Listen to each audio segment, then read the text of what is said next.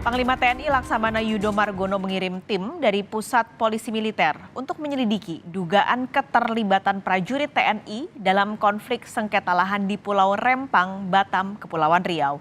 Yudo menegaskan TNI hanya bertugas membackup polisi dalam proses pengamanan di Pulau Rempang.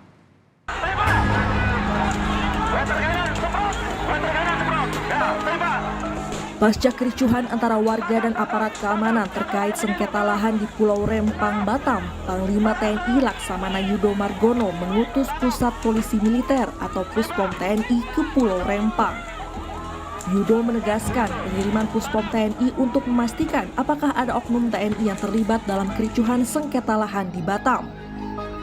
Sebelumnya, Yudo juga sudah mengimbau personel TNI agar tidak terlibat konflik dengan warga sebab tugas TNI di sana hanya membantu dan berada di belakang polisi. TNI kan dalam hal ini adalah BKO pada Polri. Ya, kita berada di belakang untuk itu.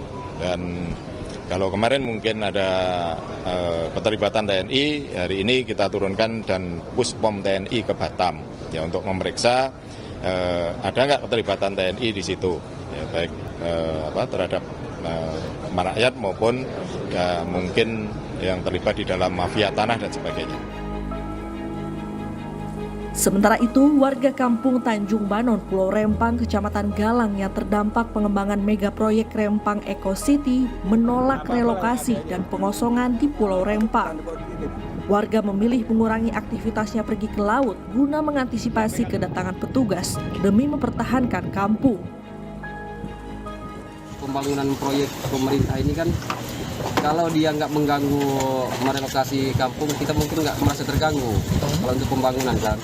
Cuman kalau kampung kita digusur, direlokasi, dipindahkan, kemana lagi kami mau kerja? Dan kalau kita di darat, kita memang hidupnya di laut, nggak akan bisa kita hidup di darat. Kita mulai dari nol lagi, kita nggak tahu tempat yang selalu kita kerja, nggak akan bisa. Boleh jadi kita mati kelaparan dulu. Untuk memindahkan warga Pulau Rempang, BP Batam telah menyiapkan lahan untuk relokasi. Di lokasi yang baru inilah, tiap kepala keluarga akan mendapatkan rumah tipe 45 senilai 120 juta rupiah dengan luas tanah 500 meter persegi. Namun lahan relokasi tersebut belumlah siap. Untuk solusi sementara, setiap kepala keluarga akan dibekali uang untuk mengontrak rumah sebesar 1,2 juta rupiah serta biaya hidup yang disesuaikan dengan jumlah orang dalam satu keluarga hingga lokasi relokasi bisa ditempati. Menanggapi situasi yang terjadi di Pulau Rempang, Presiden Joko Widodo menilai adanya komunikasi yang belum berjalan dengan baik antara pihak-pihak yang terlibat. Sementara PPHI menyoroti masalah pembangunan Rempang Eco City tersebut belum memperhatikan hak asasi manusia. Komunikasi yang kurang baik lah. Saya kira kalau warga ajak bicara, diberikan solusi, karena di situ sebetulnya sudah ada kesepakatan bahwa warga akan diberi lahan 500 meter. Plus bangunannya 40 tipe 45.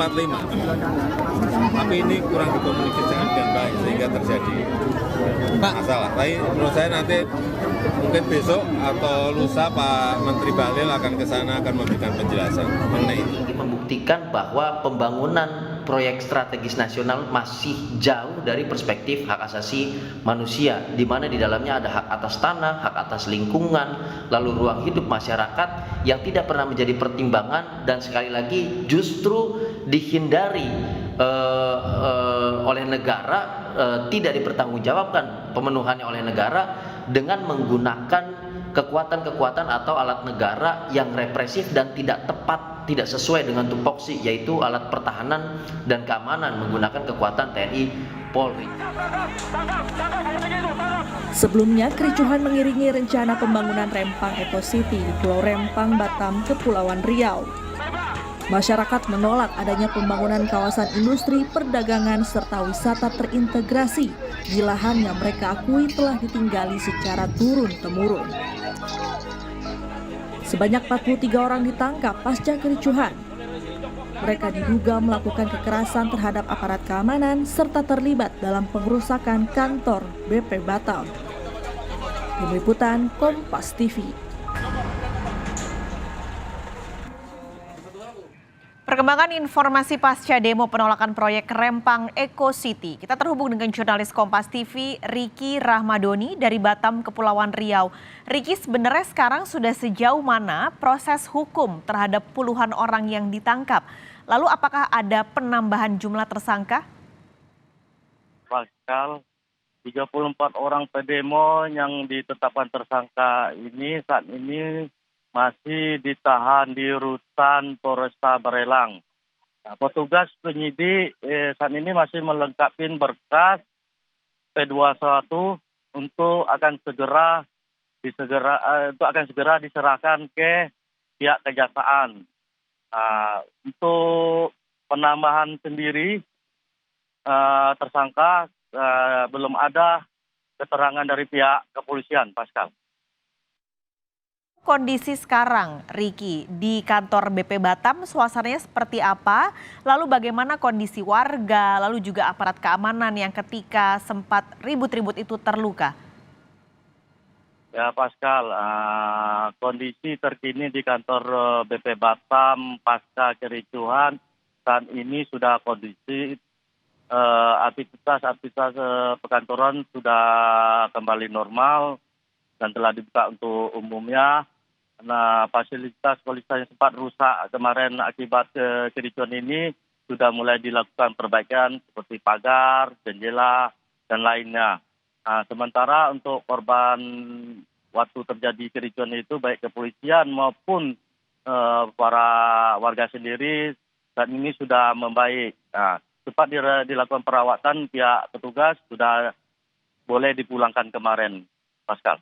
Oke, ini kan karena sudah normal, tadi juga sudah mulai ada renovasi dan perbaikan yang rusak kemarin. Kalau pelayanannya sudah normalkah? Lalu apakah pengamanannya masih diperketat, Riki?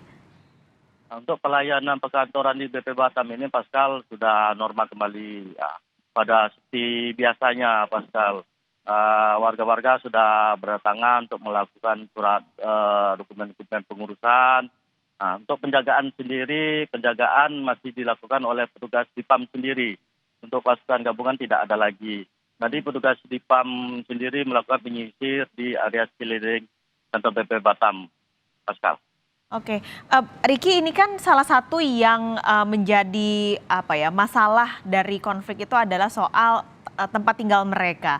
Lalu pemerintah akhirnya menjanjikan nantinya akan ada relokasi dan juga ganti rugi. Tapi warga beberapa juga masih menolak. Apa yang membuat warga masih menolak? Ya Pascal, dari keterangan warga yang kami jumpain di Pulau Rempang itu sendiri ya, ada beberapa warga sempat kita minta keterangan. Dari warga itu mereka tidak mau dipindahkan atau direlokasi ini karena tanah dan kampung di Pulau Rempang itu merupakan leluhur dan turun-menurun bagi mereka, Pascal. Jadi mereka akan terus berupaya untuk mempertahankan itu. Dan juga ada faktor lainnya seperti perekonomian bagi mereka. Mereka kan sudah terbiasa melaut dan berkebun. Jadi mereka kalau sempat dipindahkan, mereka nggak tahu arah kemana ini. Apalagi yang sudah tinggal yang sudah lama itu. Dan juga ada faktor-faktor lainnya juga, Pascal. Oke, jadi memang yang dikonserkan oleh warga adalah karena mereka sudah tinggal begitu lama di sana dengan kebiasaan yang memang sudah turun-temurun sehingga ketika dipindah mereka khawatir tidak bisa beradaptasi dengan tempat barunya. Terima kasih Riki Rahmadoni melaporkan langsung dari Batam, Kepulauan Riau.